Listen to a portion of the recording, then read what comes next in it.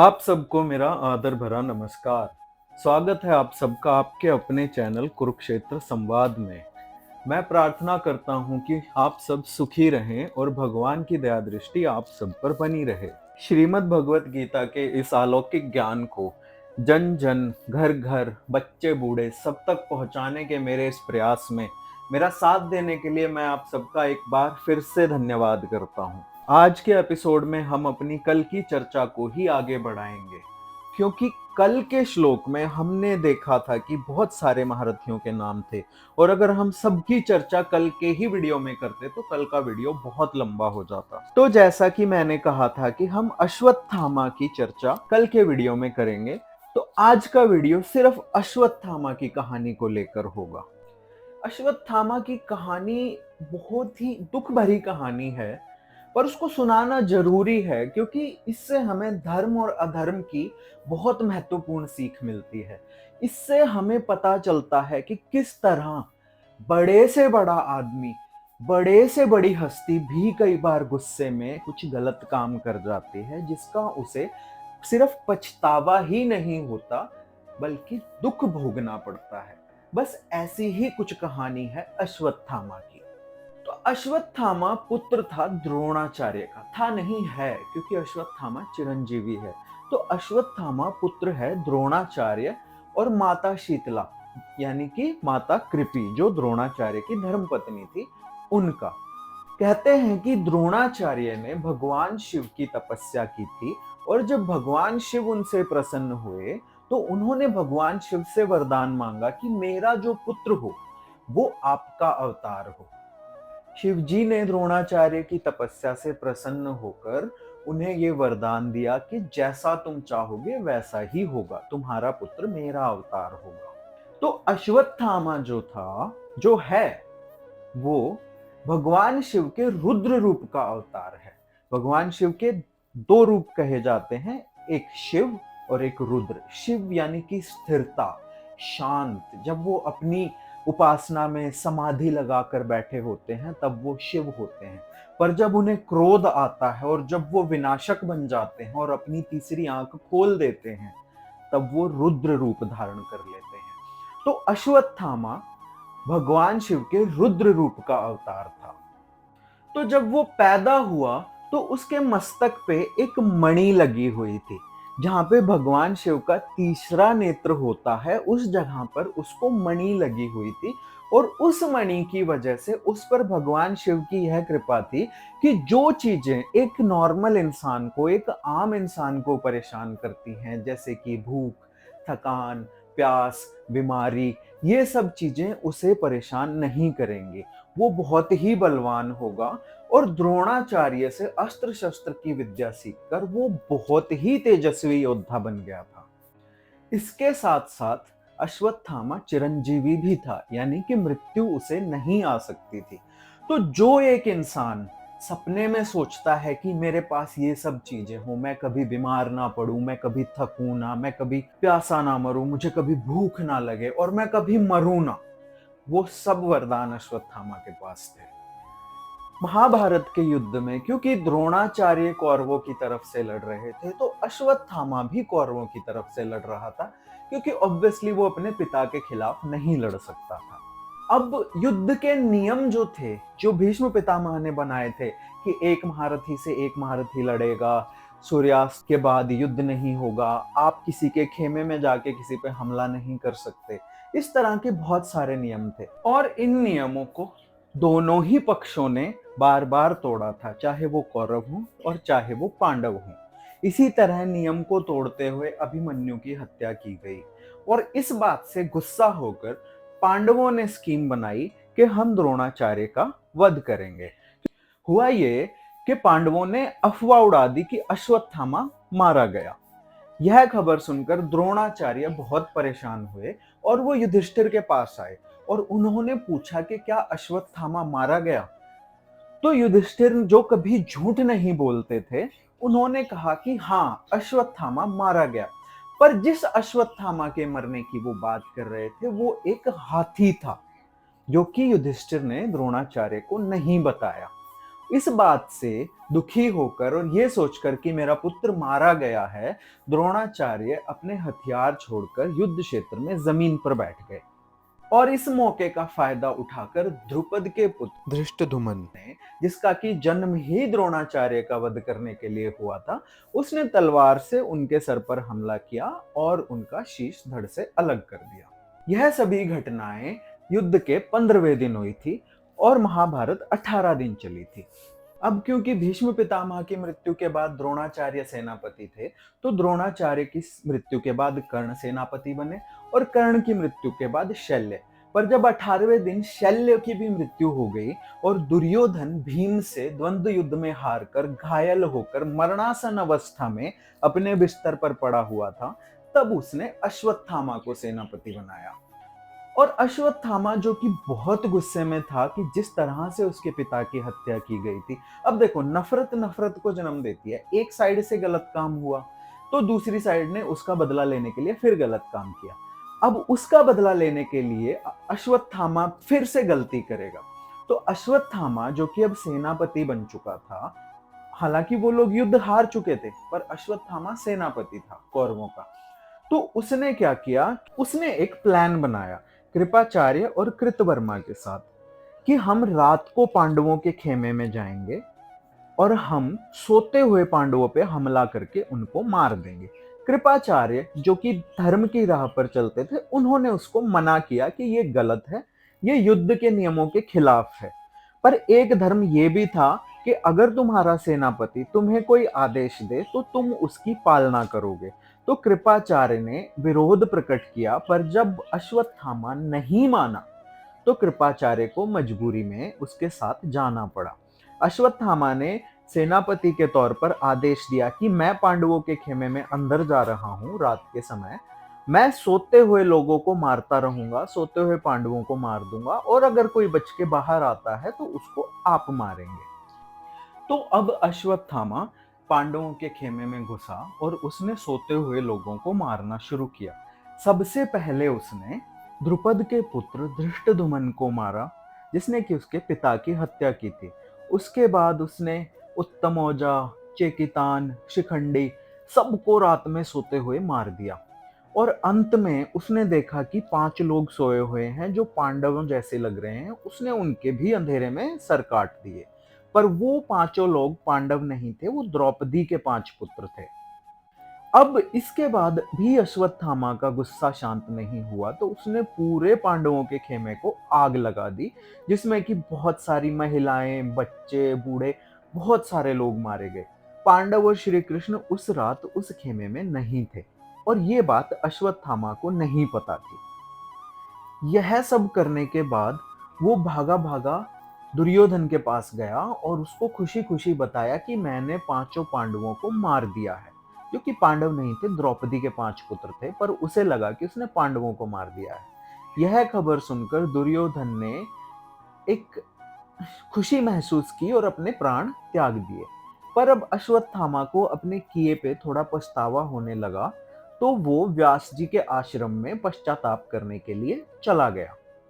सुबह पांडव अपने खेमे में वापस आए श्री कृष्ण के साथ, तो उन्होंने देखा कि वहां पर रात को मौत का तांडव हो चुका है और पूरा खेमा जला हुआ है। इस बात पर गुस्सा होकर वो अश्वत्थामा को ढूंढते हुए व्यास जी के आश्रम पहुंचे। पांडवों को जिंदा देखकर अश्वत्थामा का गुस्सा फिर से जाग उठा और उसने ब्रह्मास्त्र उठा लिया। अब उसके ब्रह्मास्त्र को काटने के लिए अर्जुन ने भी ब्रह्मास्त्र उठा लिया, पर दोनों को ब्रह्मास्त्र उठाए देखकर व्यास जी और नारद जी बीच में आए और उन्होंने कहा कि अगर तुम गुस्से में इतना खतरनाक हथियार चलाओगे तो सारा संसार नष्ट हो जाएगा। अब ब्रह्मास्त्र जो है ना, वो आजकल के न्यूक्लियर बम की तरह, परमाणु बम की तरह बहुत ही खतरनाक हथियार होता था, ऐसा हमारे शास्त्रों में लिखा हुआ है। और शास्त्रों में डिस्कशंस भी लिखी हुई हैं, वार्तालाप भी लिखी हुई हैं कि ब्रह्मास्त्र को चलाने से पहले किस तरह से ये विचार किया जाता था कि आसपास में कितनी हिंसा होगी, कितना नुकसान होगा। सेम बातें हम आजकल देखते हैं कि परमाणु बम के बारे में की जाती हैं।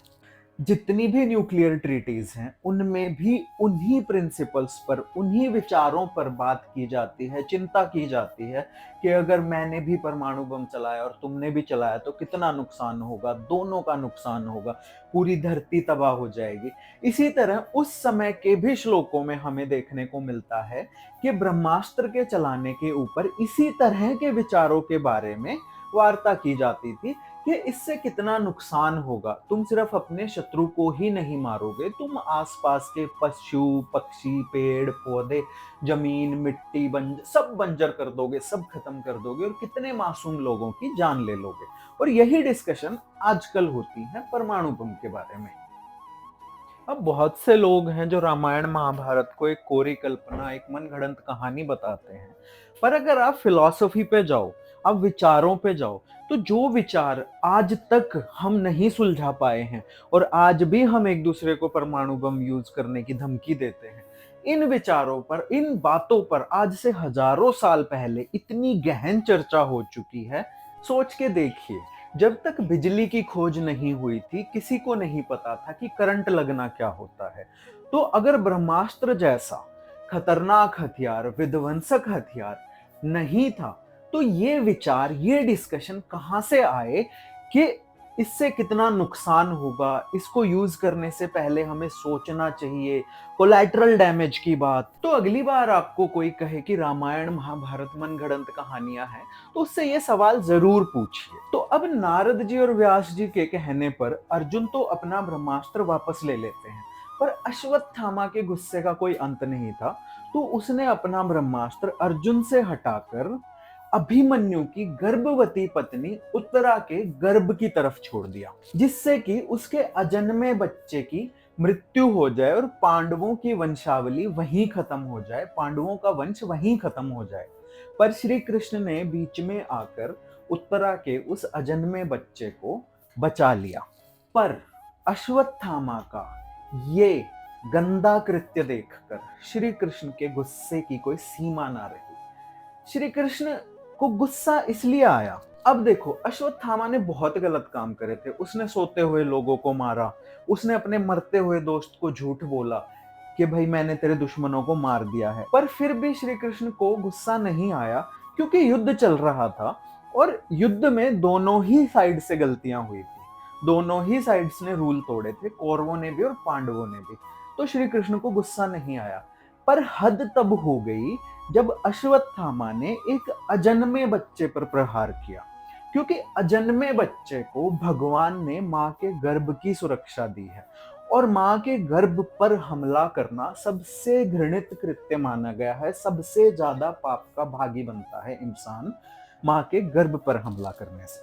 तो श्री कृष्ण अश्वत्थामा के पास आते हैं गुस्से में, उसके सर से मणि नोच के निकाल लेते हैं, जो शिव जी की तीसरी आंख की जगह उसको लगी हुई थी, नोच के निकाल लेते हैं। श्री कृष्ण का गुस्सा इसलिए भी जायज है कि तुम शिव जी के अवतार हो और तुम एक माँ के गर्भ पर हमला कर रहे हो। आज तक जो गलतियां हुई ठीक है, पर ये नहीं सहन किया जाएगा। और श्री कृष्ण ने अश्वत्थामा को शाप दिया कि तू चिरंजीवी है, तू चिरंजीवी रहेगा, पर ये वरदान अब तेरा शाप बन जाएगा। उन्होंने जो मणि निकाली और वहां पे उसके माथे में जो जख्म हुआ, श्री कृष्ण ने कहा कि ये जख्म तेरा कभी ठीक नहीं होगा और तू कलयुग के अंत तक इस सड़े हुए जख्म को लेके, इसमें कीड़े पड़ेंगे, मक्खियां भिन भिनाएंगी, कोई तेरे पास नहीं आएगा, तुझसे इतनी बदबू आएगी, तुझे बीमारियां लगेंगी, तू तड़पेगा पर तू मरेगा नहीं और तू कलयुग के अंत तक इस पृथ्वी पर भटकेगा। तूने ऐसा काम किया है। और तब से लेकर आज तक अश्वत्थामा बीमारियों को और अपने जख्म को लेकर इस पृथ्वी पर भटक रहे हैं। कहा जाता है कि उनका उद्धार तब होगा जब वो कलयुग के अंत में भगवान कल्कि से मिलेंगे। आज भी हम कहानियां सुनते हैं जिसमें लोगों की मुलाकात अश्वत्थामा से होती है। बहुत लोग बताते हैं कि उनकी मुलाकात एक लंबी कदकाठी वाले बूढ़े आदमी से हुई, जिसकी दाढ़ी और बाल बेतरतीब बढ़े हुए हैं और जिसके माथे में एक बहुत बड़ा सड़ा हुआ जख्म है, जिसमें कि बदबू आ रही है, कीड़े चल रहे हैं। ऐसे व्यक्ति से मिलने की बातें आज भी लोग बताते हैं। कुछ साल पहले गुजरात के एक अखबार में एक आर्टिकल छपा था जिसमें एक रेलवे एम्प्लॉय बता रहा था कि जब वो गुजरात में नवसारी के जंगल में घूम रहा था तो उसे वहां पे एक लंबा चौड़ा पर बूढ़ा आदमी मिला जिसके सर पे एक जख्म था। और उस आदमी से बात करते हुए उसने बताया कि भीम उससे भी ज्यादा लंबा चौड़ा था। पृथ्वीराज रासों में भी राजा महाराजा पृथ्वीराज के अश्वत्थामा से मिलने का जिक्र है जब वो मोहम्मद गोरी से युद्ध हार गए थे और जंगल में भटक रहे थे। पर सबसे रोचक किस्सा है लुधियाना का, जहां पे एक वैद्य जी रहते थे। बात है 1968 की। वैद्य जी एक दिन रात को अपना क्लिनिक बंद कर कर घर जाने की तैयारी कर रहे थे कि उसी समय सर पर पगड़ी बांधे और मुंह ढके एक लंबा बूढ़ा आदमी उनके पास आता है और कहता है कि मैंने तेरा बहुत नाम सुना है, क्या तू मेरा इलाज कर सकता है? तो वैद्य जी ने पूछा कि बताइए क्या दिक्कत है। तो उस आदमी ने अपनी पगड़ी उतारी और उसके सर पर ऐसा जख्म था जैसे कि उसके दिमाग का एक हिस्सा किसी ने निकाल लिया हो। तो वो वैद्य जी देखकर स्तब्ध रह गए। तो वो आदमी बोला, तू जानता है मैं कौन हूँ? तो वैद्य जी बोले, हाँ शायद मैं जानता हूँ आप कौन हो, रुको मैं अपना सामान लेकर आता हूँ आपका इलाज करने के लिए। वैद्य जी अपनी दुकान में अंदर गए और वापस आए तो वो आदमी जा चुका। अजन्मे बच्चे पर हमला करने की बात अगर छोड़ दें तो कृपाचार्य ने भी अश्वत्थामा के साथ मिलकर उतनी ही गलतियां की थी जितनी अश्वत्थामा ने की थी। कृपाचार्य ने भी युद्ध बंद होने के बाद रात को पांडवों में के खेमे में जाकर सोते हुए लोगों पर हमला करने में अश्वत्थामा का साथ दिया था। पर कृपाचार्य को श्री कृष्ण ने चिरंजीवी होने का वरदान दिया। क्यों? श्री कृष्ण ने कहा कि तुमने जो भी किया वो धर्म का पालन करते हुए किया। तुमने अगर रात को खेमे पे हमला किया तो अपने सेनापति के कहने पे किया। तुमने मरते दम तक राजा धृतराष्ट्र का साथ दिया, उसके पुत्र का साथ दिया। तुम हमेशा अपने धर्म पर रहे। यहाँ पे धर्म का अर्थ है ड्यूटी, कर्तव्य। इसलिए श्री कृष्ण ने कृपाचार्य को चिरंजीवी होने का वरदान दिया।